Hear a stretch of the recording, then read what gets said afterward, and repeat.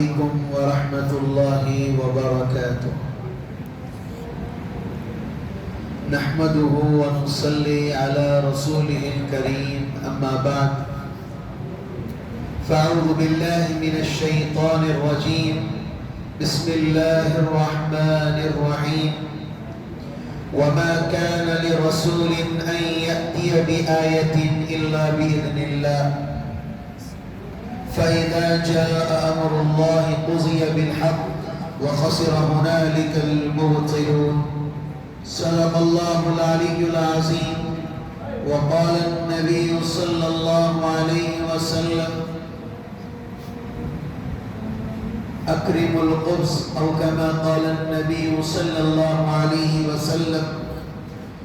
قال رب اشرح لي صدري ويسر لي أمري واحلل عقدة من لساني يفقه قولي.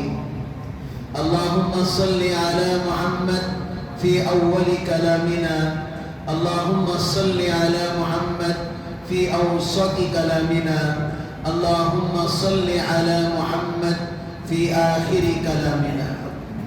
محترم عزیز بزرگوں اور دوستوں، میں نے حضرت صالح علیہ السلام کے متعلق سورہ مؤمنون کی میں نے آیت پڑھی، جس کا ترجمہ یہ ہے: کسی رسول میں اتنی طاقت نہیں وہ کوئی نشانی اور معجزہ اپنی طرف سے دکھا سکے. یہ معجزات جو بھی ہوتے ہیں وہ اللہ کی طرف سے ہوتے ہیں، یہ اللہ کے فیصلے سے ہوتا ہے، کسی اور کے چاہنے سے کچھ نہیں ہوتا. برادران قوم و ملت، حضرت صالح علیہ السلام ایک مقرب اور معزز پیغمبر گزرے ہیں. حضرت نوح علیہ السلام کے بعد قوم عاد آئی اور قوم سمود آئی. قوم عاد کی تاریخ کو آپ حضرات کو معلوم ہونا چاہیے. اس زمانے میں قوم عاد کے جو لوگ تھے کہ پتھروں میں، پہاڑوں میں کھکول کر اپنا گھر بنا لیا کرتے تھے، اتنے لمبے لمبے. آپ حضرات آج کی اس دنیا میں اے آئی کے ذریعے سے ان ویڈیو کو دیکھ رہے ہیں کہ اتنا بڑا بڑا آدمی چل کر جا رہا ہے، قوم فرعون کے زمانے کی طرح وہ پہاڑ اور درخت اور گھر بنا رہا ہے. لیکن امیجن تو کر سکتے ہیں کتنا لمبا ہوگا. اللہ نے اتنی طاقت دی تھی اور ان کو اس طاقت پر گھمنڈ تھا، تکبر تھا، جس کی وجہ سے اس زمانے کی نبیوں کی بات کو نہیں مانتے. حضرت ہود علیہ السلام کی بات نہیں مانی، دیگر انبیاء آئے ان کی بات نہیں مانی. حضرت صالح علیہ السلام پیغمبر بنا کے اس علاقے میں بھیجے گئے اور حضرت صالح علیہ السلام کا جو نسب نامہ ڈائریکٹ جاتا ہے سیدھا حضرت نوح علیہ السلام سے جا کر ملتا ہے. اس زمانے میں بھی بہت سارے انبیاء آئے اور سب نے ایک ہی بات کہی: قولوا لا الہ الا اللہ تفلحوا، کلمہ پڑھ لو، ایک اللہ کو مان لو، کامیاب ہو جاؤ گے. بستی کے اندر الگ ہی ماحول پیدا ہو گیا تھا، سرکشی شروع ہو گئی تھی. بستی کے اندر حضرت صالح علیہ السلام کے زمانے میں 9 سرداران تھے، جس میں سے سب کی ایک ہی سوچ تھی: کس طرح گناہ کو بڑھاوا دیا جائے، کس طرح بتوں کی پوجا کی جائے، کس طرح اور چیزوں کی پوجا کی جائے. اللہ نے حضرت صالح علیہ السلام کو جیسے ہی نبی بنا کر بھیجا، لوگوں میں ان کی عزت زیادہ بڑھ گئی تھی. نبوت ملنے سے پہلے عزت بہت زیادہ تھی، اس لیے کہ ایک ساتھ رہتے تھے. جیسے ہی نبوت ملی حضرت صالح علیہ السلام کو، لوگوں نے کہا: تو ہم میں سے تھا، لیکن اب تو کہہ رہا ہے ان بتوں کی پوجا چھوڑ کر ایک اللہ کو مانو. حضرت صالح علیہ السلام کو قوم نے تکلیف پہنچانے کی کوشش کی اور قوم نے طرح طرح کی گنجائش نکالی کس طرح حضرت صالح علیہ السلام کو مارا جائے اور تکلیف دیا جائے. حضرت صالح علیہ السلام کو اپنی مجلسوں میں بٹھانے کے لیے بھی اعلان کر دیا گیا، حضرت صالح کو اپنی مجلسوں میں نہ بٹھایا کرو، اس لیے کہ وہ ایک خدا کی دعوت دیتا ہے، اس کو الگ کر دو، اس کو الگ تھلگ کر دو۔ لوگوں نے آپس میں بٹھانا دور کر دیا، لیکن حضرت صالح علیہ السلام ہر وقت اللہ کے بندوں کو ایک ہی دعوت دیتے تھے، کلمہ پڑھ لو کامیاب ہو جاؤ گے۔ حضرت صالح علیہ السلام کی قربانی اتنی زیادہ، آخرکار قوم کے سردارانوں نے مشورہ کیا اور شرارت سوچی، تھوڑا پانی دیجیے، شرارت سوچی اور سوچنے کے بعد یہ ارادہ کیا، اب ہم چھپکے حضرت صالح علیہ السلام کے سامنے ایک ناٹک کریں گے، ایک ڈھونگ کریں گے کہ کہیں گے پہاڑ سے ایک سرخ اونٹنی جو بالکل لہیم شہیم ہو، 10 ماہ کی کیا ہو، حاملہ ہو، اور پہاڑ سے نکلتے ہی وہ کیا کرے، بچے کو جنم دے دے ہمارے سامنے۔ اگر تیرے اللہ کے اندر اتنی طاقت ہے، اتنی قدرت ہے، تو ہم اگر سامنے ہو جائے تو ہم ایمان لے کر آ جائیں گے۔ حضرت صالح علیہ السلام نے کہا قوم سے، اے قوم سچ بولو، کیا تم مجھے نبی تسلیم کر لو گے، میرے اللہ کو اللہ مان لو گے، کلمہ پڑھ لو گے؟ جو سرداران نے کہا ہم تو کہہ رہے ہیں اس کا خدا تو کچھ نہیں کر سکے گا۔ حضرت صالح علیہ السلام بیٹھ کر دعا کرتے ہیں۔ حضرت صالح علیہ السلام، قوم دیکھ رہی تھی، سرداران دیکھ رہے تھے کہ پتھر یعنی چٹان پھٹی اور اونٹنی، سرخ اونٹنی، خوبصورت اونٹنی نکلی، اور نکلتے ہی سامنے وہیں پر اس نے اپنے بچے کو جنم دیا۔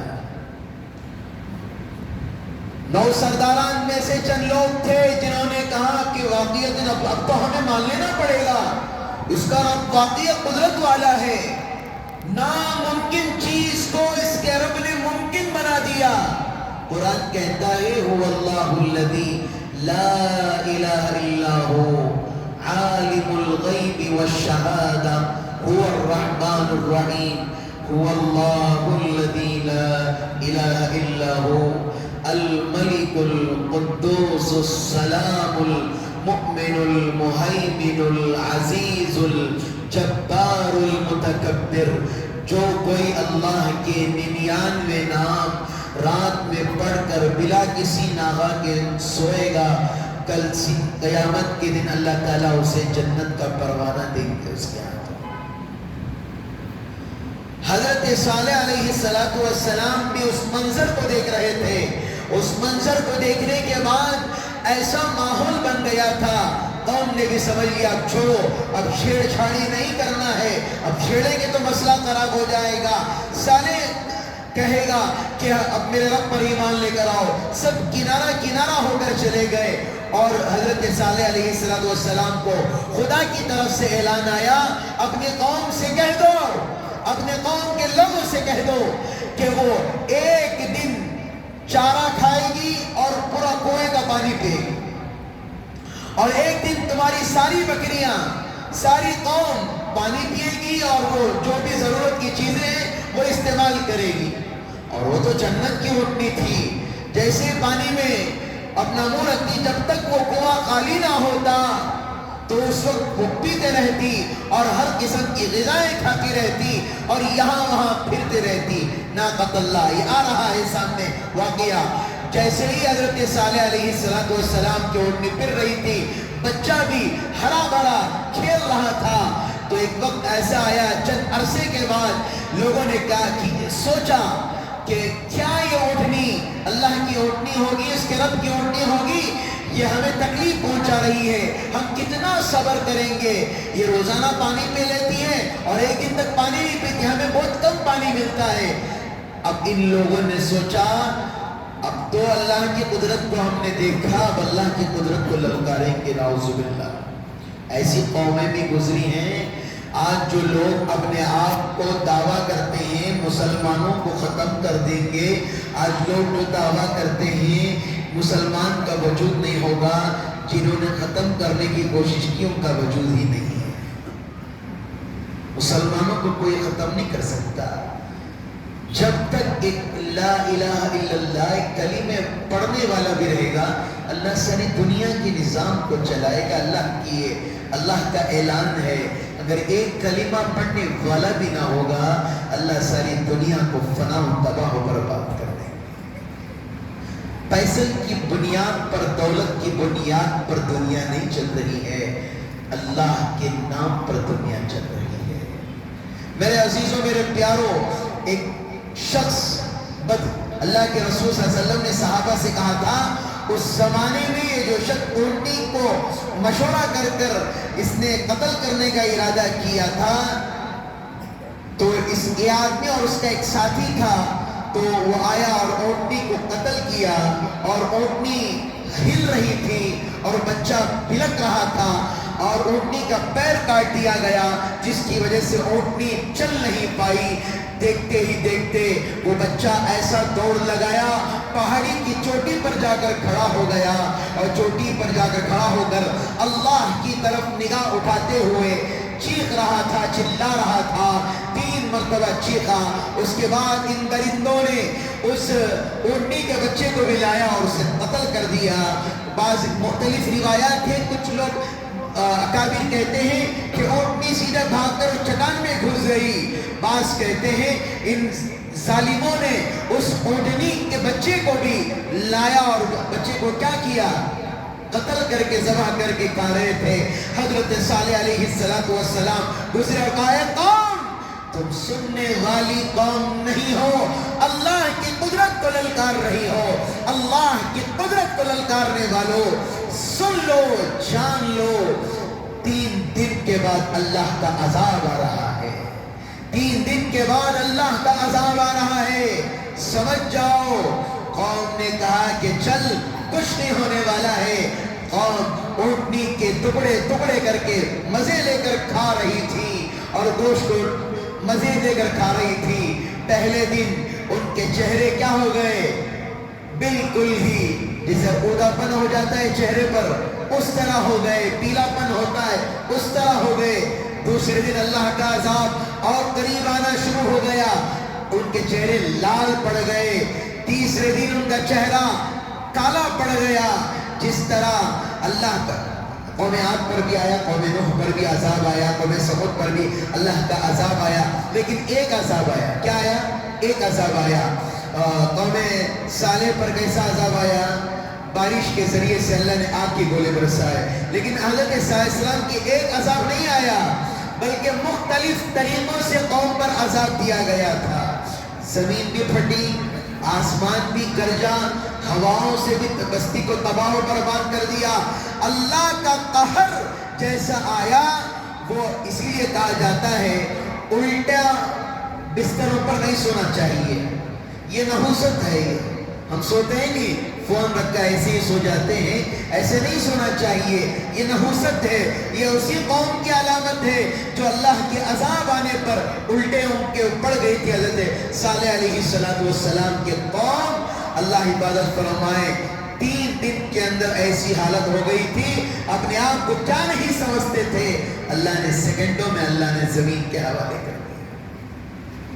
جو اللہ کی باتوں کا انکار کرے گا، جو اللہ کے رسول کو تکلیف دے گا، قرآن کو حال میں دیکھیے، ابھی حال میں کسی عورت نے قرآن کو پھاڑا، کسی عورت نے قرآن کو پھاڑا، ابھی رمضان میں کسی عورت نے قرآن کو پھاڑا، کسی ایک علاقے میں اسے قرآن کو پھاڑا۔ اس نے ایسا سوچا کہ میں نے قرآن کو فلاں فلاں کر کے وہ تقریر دے رہی تھی، میں نے قرآن کو پھاڑ دیا، میں نے بہت بڑا کام کیا۔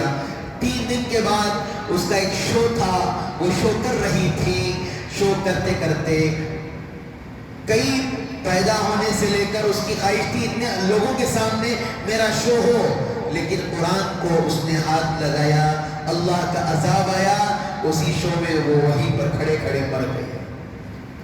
اللہ کی چیزوں کو، اللہ کی باتوں کو مخالفت کرنے کی سوچو بھی نہیں، اور ذہنوں میں یہ بات رکھو، اللہ جو کرنے والے ہیں وہ کر رہیں گے۔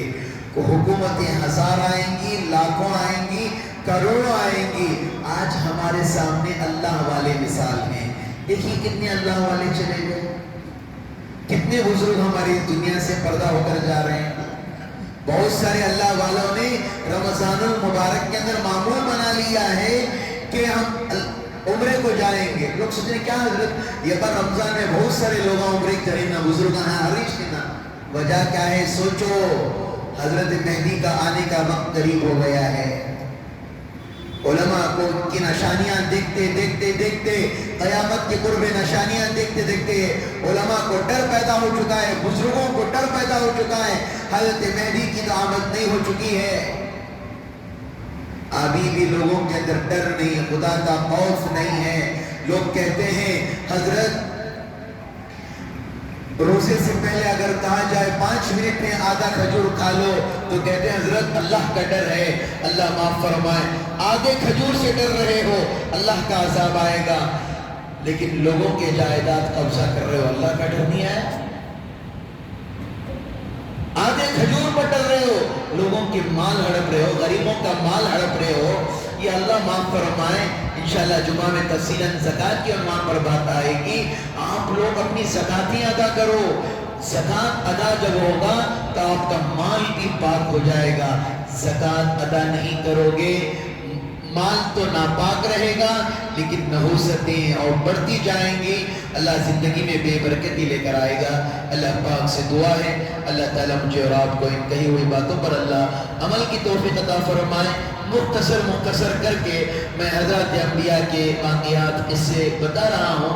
انشاءاللہ اس کے بعد اگر حضرت ابراہیم علیہ السلام کا قصہ اگر چلے گا تو تقریباً 3 سے 4 دن چلے گا، اس لیے بہت لمبا قصہ ہے. ایک تو حضرت ابراہیم علیہ السلام کی زندگی، اس کے بعد حضرت اسماعیل علیہ السلام کی زندگی انشاءاللہ تفصیلاً آتے رہے گی. اللہ تعالیٰ کہنے سننے سے زیادہ اللہ عمل کی توفیق عطا فرمائے.